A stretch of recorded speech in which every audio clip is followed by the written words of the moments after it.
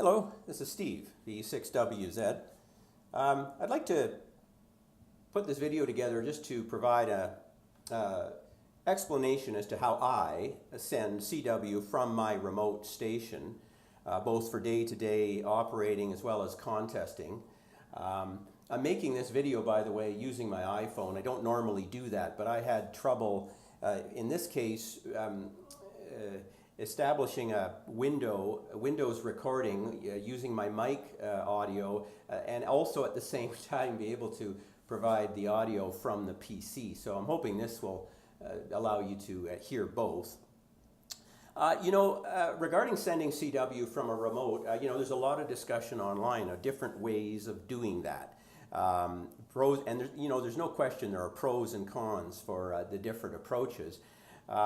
I'm going to talk about what I do, and maybe it'll provide ideas for others, but I'm also going to explain why I do what I do and some of the benefits of the approach I'm taking.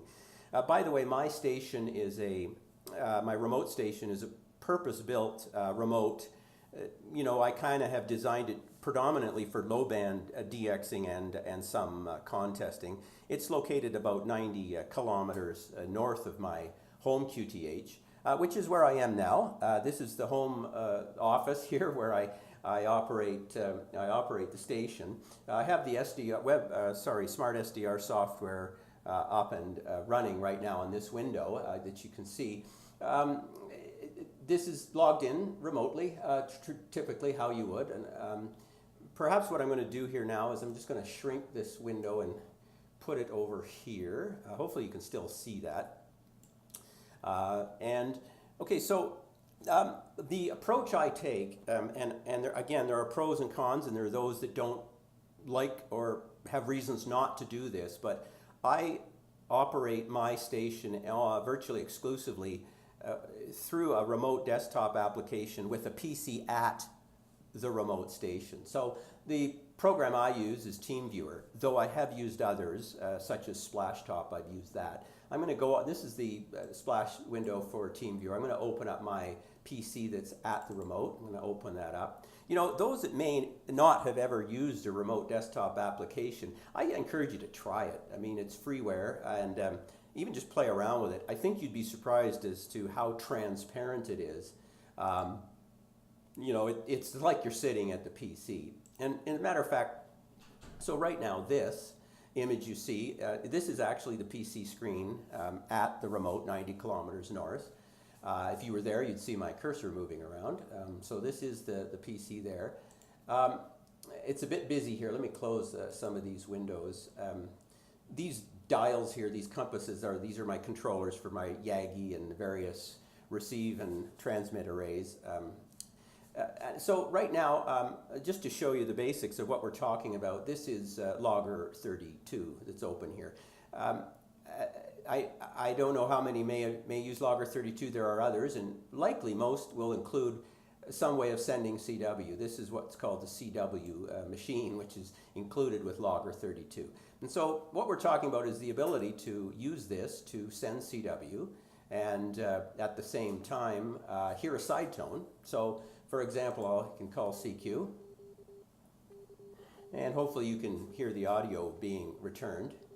I might stop that. Looks like I'm on top of a guy here, just sitting here on 20 meters. I bring the power down a bit. But yeah, and I've got macros. I can send my call as needed, and all these function keys can be programmed as you wish to take the call in the logging window and send a report, or just send my call, dumping it in on a DX pileup and sending 599 and so on and so forth. I'm going to show in a minute that, of course, I can do this as well for N1MM, and a big part of this discussion in my mind is explaining how during a contest, using N1MM this way, I think is, well, I think it's the better way to go for different reasons. So really what this is about mostly, though, is getting a sidetone returned from a flex at a remote station. First of all, though, why do we even bother with that? Why do we care about getting a sidetone returned? Because a lot will say, well, you know, if I use CWX or use the Maestro, I've got the CW Sidetone. Well, here's the thing, you know, hand sent CW with a paddle, with the Maestro, for example, or any kind of WinKey emulator, can get corrupted. Dots can go missing, dashes can become dots, spaces can get dropped. You know, honestly, sometimes it can become complete gibberish. And this isn't just hand CW, but N1MM sent CW or Logger32 CW sent over the internet. In other words, N1MM loaded locally on your PC and being sent as WinKey emulation to the remote can get corrupted. Now here's the thing. You can assume that that's not happening to your remote CW. But unless you record, excuse me, your own CW and check it, you won't really know.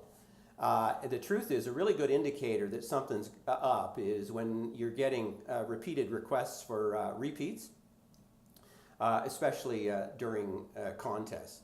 And listen, I don't know how many out there have heard it, but I hear it quite often these days, where you'll hear a guy's CW and it'll all of a sudden go a bit wacky. The truth is, it won't happen to everyone. If you've got super solid internet, you might be okay. Now, I've used both the Flex and the K3 twin setup. The twin setup with K3, I've used the remote rig systems for 3 years, okay? And, you know, I've spent a lot of time with those guys, and a lot of effort has been put in by the remote rig guys to work with RX jitter buffer size, the RX jitter delay, and also the audio packet size. I mean, all of these things are adjustable within the remote rig GUI. And all this is done to try and mitigate that problem. But here's the thing, ultimately, and this is through excuse me, communication with the remote rig guys, you know, there comes a point where there's just nothing that can be done when you've got lost packets happening. And, you know, that can especially happen with some ISPs. And, you know, especially, to be honest with you, with WISP providers, the wireless internet service providers. Well, in fact, that's what I use. I have a wireless internet service provider.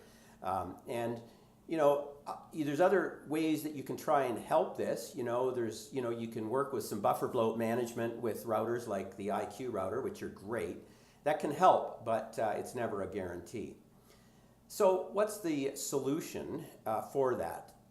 Well, the solution is to send the CW from the remote PC sitting right beside the radio. In other words, the PC, rather than using your PC at home and sending the CW, use the PC that's sitting right beside the radio. Then you know that the CW will not be corrupted, obviously. So again, the way we do that, we use N1MM, Logger32, or any other logging program or CW machine, and we have that resident on the PC at the remote, and you operate it via using something like TeamViewer, as I just showed you. Now, the truth is, you know, a lot would say, well, that seems awfully awkward, but I can assure you it's completely, usually completely transparent compared to just sitting at home. I mean, I've run a number of contests, CQ Worldwide, CW, and had rates that are as fast as I can run them on CW, and at any time, I don't know the difference that I'm logged into the PC at the remote. Bottom line is, doing it this way, CW is guaranteed to be perfect. And the fact is, if you want, you can still do hand key, hand paddle fills, using the paddle if needed with, say, for example, Maestro, or in the case of using the K3 twin setup, I use the CW paddle configuration that they provide. The downside of this, though, is standalone on a PC. You are stuck with sending CW with the CW keyboard and using keyboard CW. Well, here's the thing. It's not a perfect world, and that's the way it is. But here, there are some added benefits.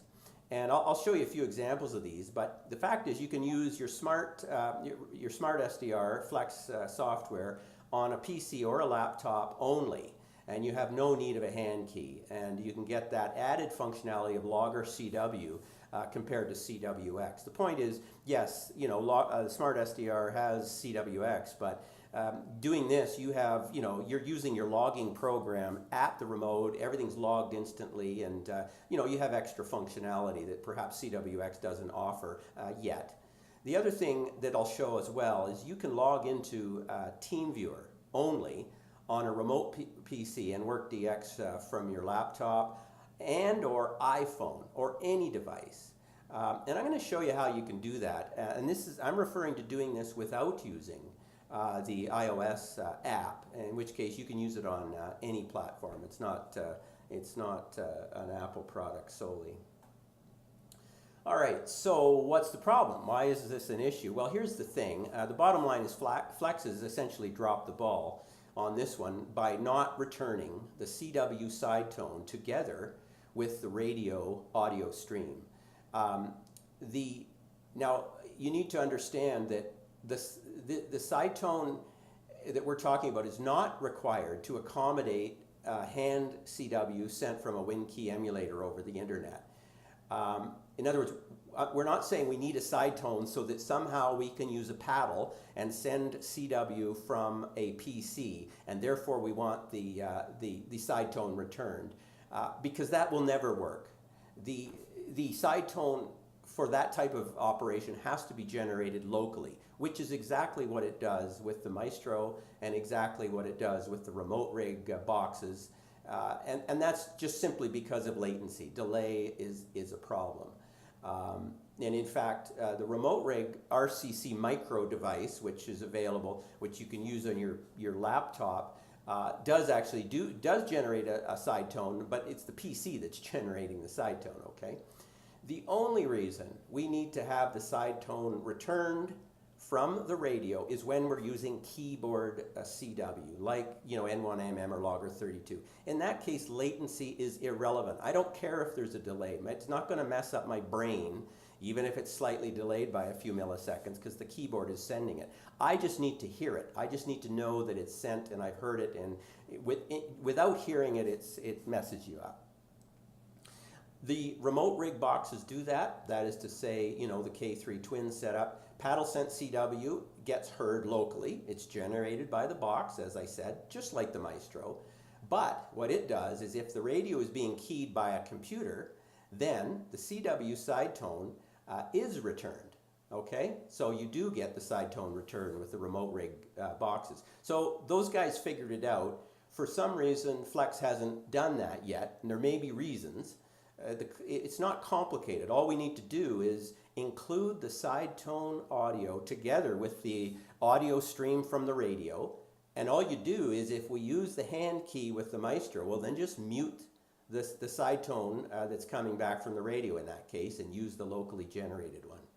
Anyway, so Flex needs to fix this, in my opinion, but in the meantime, what do? All right, so here's the workaround, and it's quite simple, really. So using TeamViewer, or for that matter, any other remote desktop, most at least, because I know, for example, that Splashtop will do this as well. These remote desktop applications do return audio from the PC. So what we do is we feed audio out of the Flex at the remote into the PC sound card, and since I use the remote PC for logging anyway, this turns out to be seamless. So here's how it works. Well, the Flex radio, physical radio, is always generating a CW Sidetone, no matter how you send CW. If you're sending it with the key or if you're sending it with the keyboard or any other way, whenever CW is being generated, there is a Sidetone at the radio. The only thing is they've decided not to send that back to us over the internet. So what do? Well, I take the headphone out jack at the back of the radio and send it to the line in of the PC. The audio is then available to TeamViewer, okay, and we hear it at the PC back home. There's only one little added effort, and that's to build a mute box to mute the radio during receive, all right? Think about it. I've got the headphone jack plugged in, and I'm hearing it through TeamViewer, but I'm also hearing the radio audio. That is to say, the receive audio. Well, I don't want that, all right? And I'll just show you how we very easily get around that. All right, here's a summary, block diagram, got the Flex radio. The audio comes out of the Flex and into the line in of the PC. But I got this thing called a mute box with a PTT line. Basically what will happen is this box is muted. There's no audio coming at all out of the Flex and into the PC during receive. as soon as I transmit, this PTT line unmutes this box, so then I get the side tone coming to the PC. It comes across TeamViewer, and I get to hear it. So this is the quick and dirty little box I built. It's just a simple little Omron sealed unit relay, a 12-volt relay. I got a phone jack that comes in from the Flex, a phone jack that goes, stereo phone jack. These are 1/8 phone jacks that go to the PC. The relay, you can see, is muted with 16 ohm relays all the time. But when the PTT is activated to ground, the relay, the normally open relays are closed, and the side tone is sent to the radio. In the back of the radio, this is the 6600. They're all going to have it. Here's my phone output jack, and you take basically one of the TX outputs to used as to enable that relay. Basically, that whenever the PTT is hit, those will become activated. So that's basically how it's done. And so here we are. Now the only other configuration that's required is we will set up the sound card, and you'll go to, this is Windows 10, you go to your sound settings, and just make sure that the input chosen is your line in, okay? You want to make sure the line in is the selected input. And then the level that you will hear will be affected by, okay, if we pull up my volume mixer, this is at the remote PC, you'll notice, for example, that there's a line in here, okay? And I found I need a fairly low level, okay? But this is controlling the level of the input of my side tone coming into the Flex. The other thing that controls the level that you will hear is, okay, you go to the Flex interface. Hopefully you can see it on the left here. You'll notice there's a headphone volume control. Believe it or not, that is now controlling, of course, the level of the side tone, because that's the volume coming out of the headphone jack which you are using. I had a problem here for a long time because this stopped working. That was because that was muted and it won't work. And this volume has to be moved upward to allow the audio to be sufficient to drive the line input. The other control which will still have an effect is the side tone level control, and it's here. So those levels all will control the volume coming out. And there I am transmitting. And you should be able to hear the output coming out of the speakers, being brought back from the remote. I can call CQ, and I better actually stop because there's a guy here on 20 meters on that frequency. All right. So now, what about I'm going to close Windows 30 Logger 32. Quit anyway, and then, for example, I'm going to close this level. I'm going to open up N1MM and just show you that, you know, it's the same thing on N1MM. And I'm not going to go into the details of, you know, how to configure N1MM and Logger 32 to, you know, to key the radio. But I'm just, this is just to show what I've done to provide, you know, feedback for the audio. So, you know, this is N1MM, and, you know, I'm going to go QRL. So I go QRL, I can call CQ, maybe escape that, you know, and, you know, maybe, I mean, I don't have to show you this, you know, F5IN, and, you know, of course, this is all, you know, macroed to be sent, you know, and of course, the other thing is, you know, you can use, you know, I don't even remember what it was, Control K, right? You know, and there's the, you know, the C keyboard, you know, the keyboard sender, if you need to just quickly talk to someone. Anyway, and again, if you configure this somehow together, and there'd be a few tricks there, but you could configure this together using the Maestro. You know, you could still use the hand sent key to you know, provide for a fill, for a fill on that if needed. So anyway, there you go. That's the basics of it. I'm just going to quickly just add to this a quick video on how I use this system to operate using an iDevice or any other type of device. Oh, before I do that, by the way, if I'm on my laptop sitting by the pool side, okay, let's imagine this is my laptop. I'll shrink my window, Logger 32 window. I'm sorry, not this is my TeamViewer window. And I can change this size, but for now. So if I only have the one laptop, or the one window on my laptop, I'll just set it up like this, right? So I've got, my Smart SDR on one half of the window, I've got my logger here, and I'm just using the keyboard and sending CW, and it's completely transparent. And this is what I do when I'm on holidays with the laptop, and I'll also use the flex control knob plugged into the USB to help for tuning and that sort of thing, and I find this very transparent. I'm going to now just show you how I do this with, I'm going to use my iPad, though I've done it with my iPhone.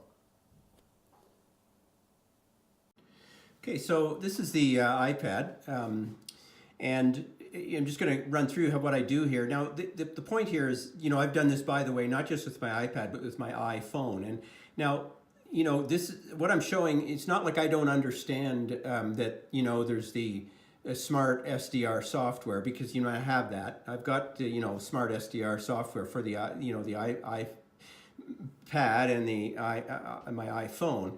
But I think I want to show you what can be done differently with this setup that I've just described in terms of using TeamViewer and the Sidetone that I've been able to return from the radio. So this is TeamViewer, the app. You can use it on any device that you want. So I'm going to log into my remote station first of all, that you saw before. So this is TeamViewer. I'm logging into here we have the PC at the remote, just like we saw before on the PC at home when I logged in.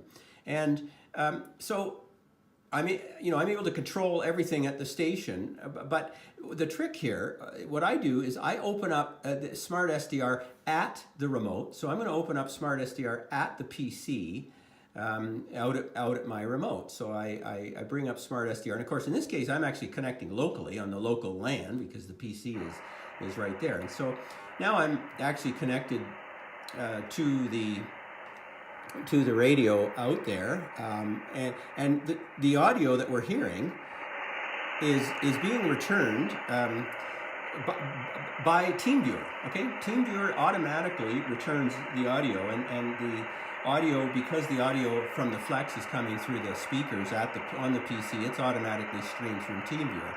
So I'm hearing that. I might just turn the volume down here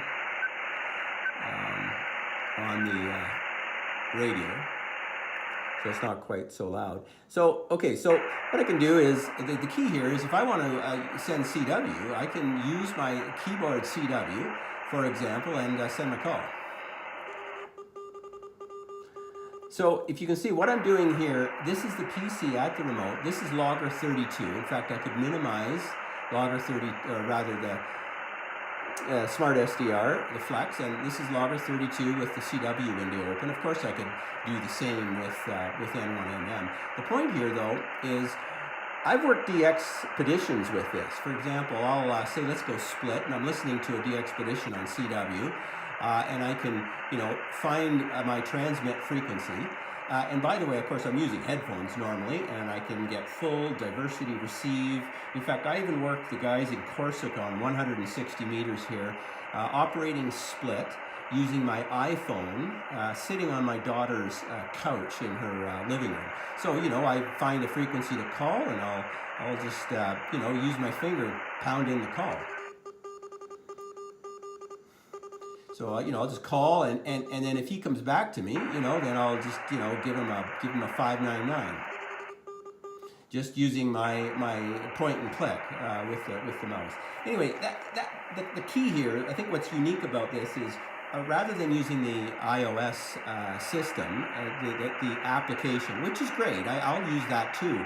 The beauty of this is, unlike using just CWX, I have all of the functionality of controlling my radio, logging it. I get full diversity receive, and it's very, very simple to operate split. And I'm not also using this system stuck with using an Apple product.